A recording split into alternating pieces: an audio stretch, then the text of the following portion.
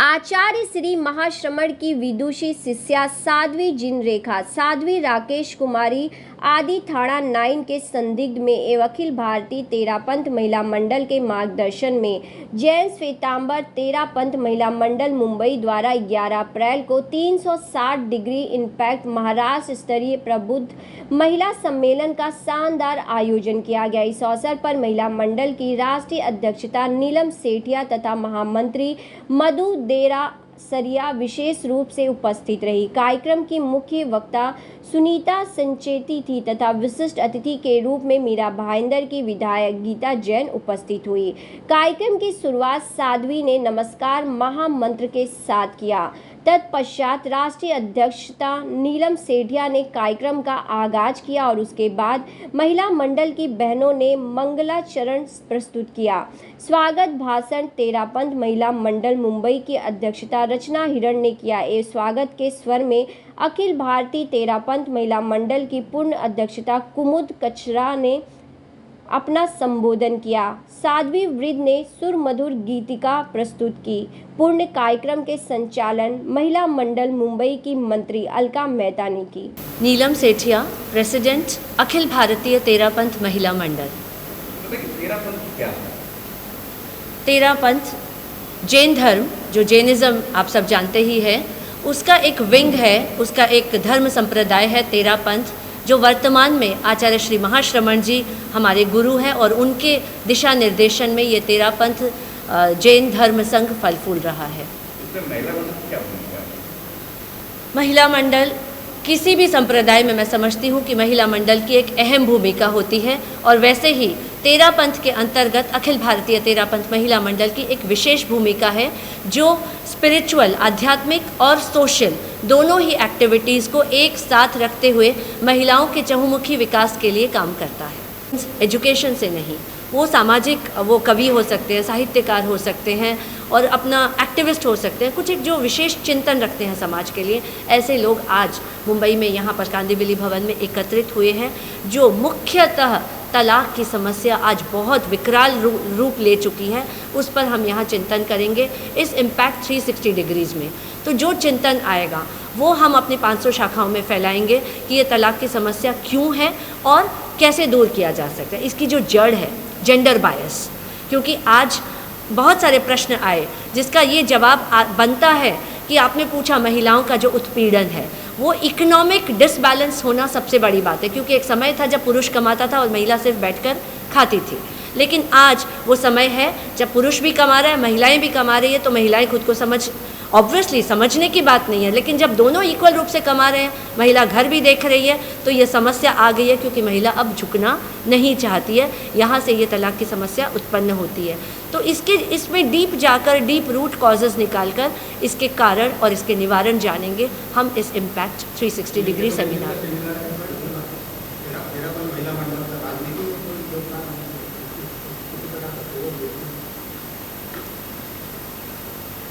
मैं इसका जवाब देना चाहूँगी।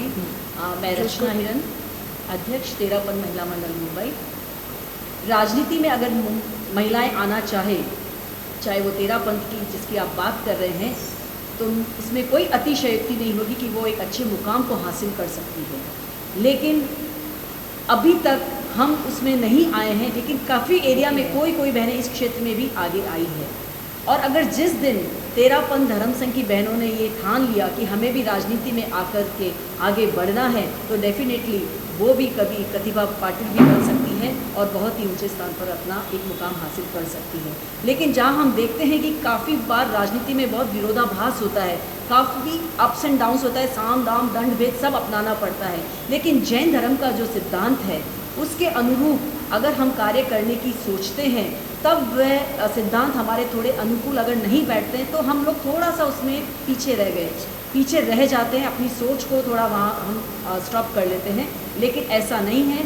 महिला शक्ति बहुत ही अपनी अस्मिता अलग ही रखती है और वो जिस दिन चाहे वो राजनीति में आकर के अपना नया मुकाम हासिल कर सकती है। कि हम आओ चलो गांव की ओर की योजना भी हम करते हैं।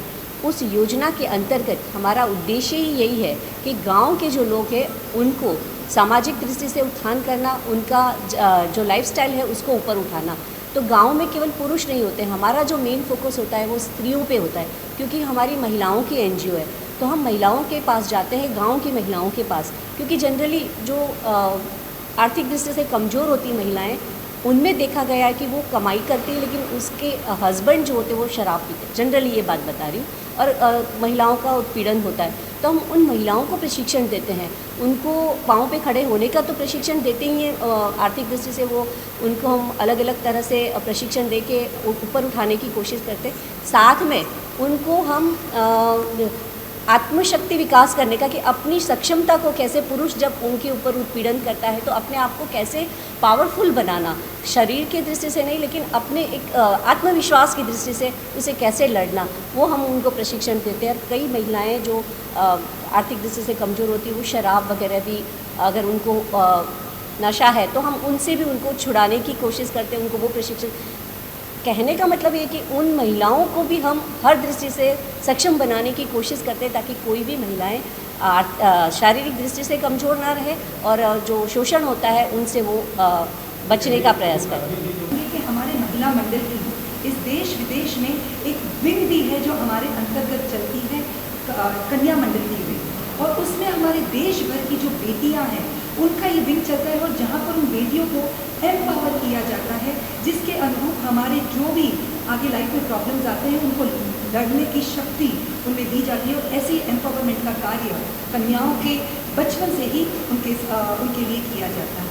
भ्रूण हत्या की बात, और जैसे आपका सवाल था कि आगे महिला मंडल क्या काम करने का सोच रहा है, तो जैसे कि हमारी 4 मुख्य योजनाएं हैं, उसमें जो चारों योजनाएं स्वस्थ परिवार स्वस्थ समाज, उसके अंतर्गत जो आपने महिला उत्पीड़न की बात की थी, तो हम विभिन्न क्षेत्रों में हमेशा मुझे लगता है कि हफ्ते में 6 दिन हमारे कोई ना कोई ब्रांच में एक सेमिनार चलता है जो स्वस्थ परिवार और स्वस्थ समाज को लेकर चलता है, जिसमें ये उत्पीड़न की बात हो, एक्सप्लॉयटेशन की बात हो, उस पर हम कैसे महिलाओं को एम्पावर कर सके, उसके हमारे सेमिनार चलते, तो उसको हम और आगे बढ़ोतरी देना चाहेंगे। दूसरी हमारी जो योजना समृद्ध राष्ट्र योजना, तो देश को समृद्ध करने के लिए गाँव को हमें स्ट्रॉन्ग बनाना है, गाँव में जो महिलाएं हैं उनको एम्पावर करना है, और स्वच्छ भारत अभियान, तो इसके अनुरूप भी जैसे जो काम आते हैं जो हमारे चल रहे हैं वो भी चलेंगे। और आगे जैसे कि हम ब्रांड एम्बेसडर घोषित हैं, तो मोदी जी के संग हम भी देश को साफ सुथरा रखने में हमारी केसरिया पूर्व अध्यक्ष अखिल भारतीय तेरापंथ महिला मंडल। सर, आपने जो अभी प्रश्न किया कि जो विधवा और जो महिलाएं हैं, तो अभी जो हमारी राष्ट्रीय अध्यक्ष ने बताया आपको सारी योजनाओं के अंतर्गत सक्षम योजना और स्नेहम योजना, तो सक्षम योजना मूलतः उसी को टारगेट करके ली गई है कि उसमें ऐसी बहनें जो हमारे समाज की जो घर आजीविका मतलब चलाने में भी सक्षम नहीं है, विधवा हो चुकी, घर में कोई कमाने वाला नहीं है, तो उनके लिए ऐसे उनको कुछ दिए जाए, हम कैश नहीं देते, उनको वो प्रोवाइड करते हैं कि उसके माध्यम से वो कुछ करें, उनको बिजनेस भी दिलाते हैं, सिर्फ उनको साधन देकर कि कुछ मशीनें देकर, चाहे सिलाई मशीन हो, चाहे वो जो भी मतलब उनके अंदर योग्यता है, उनको जो आवश्यकता है वैसे ही उनको सामग्री चाहिए, तो उनकी अपेक्षा अनुसार उनको सामग्री प्रोवाइड करते हैं, तो उसके माध्यम से वो अपने परिवार का भरण पोषण करती है। तो जो स्कूली शिक्षा है वो तो हमारे बच्चे या जो भी बच्चे स्कूल में जाके पढ़ते हैं, लेकिन जो जीवन निर्माण की जो शिक्षा है वो भी एक बच्चे के साथ बहुत ज़रूरी है। स्कूल के साथ साथ एक अच्छा इंसान बनना भी बहुत ज़रूरी है। इसके लिए तेरापंथ महिला मंडल का एक जो धार्मिक प्रशिक्षण है, जैन दर्शन है, जो हमारे दर्शन से जुड़ा हुआ है, जैनत्व से जुड़ा था, वो भी हम उनको प्रशिक्षण दे रहे हैं बच्चों को, महिलाओं को, तुलसी शिक्षा परियोजना। और इसके अलावा हमारे आचार्य श्री महाप्रज्ञ जी तेरापंथ धर्म संघ के आचार्य, उन्होंने जीवन विज्ञान एक कोर्स बताया है, जो जीवन की शैली कैसी होनी चाहिए, एक बच्चे में किन किन गुणों को अपनाना चाहिए जो एक अच्छा इंसान बन सके। तो ये स्कूली शिक्षा के साथ साथ जीवन निर्माण की जो शिक्षा है वो जीवन विज्ञान करके हमारा एक कोर्स है वो, और कई स्कूलों में हमारी ये तेरापंथ समाज है वो लागू करने के लिए प्रयत्नरत है। शिक्षा मंत्री से काफ़ी स्टेट में मिला भी है और वहाँ से अप्रूव भी हुआ है।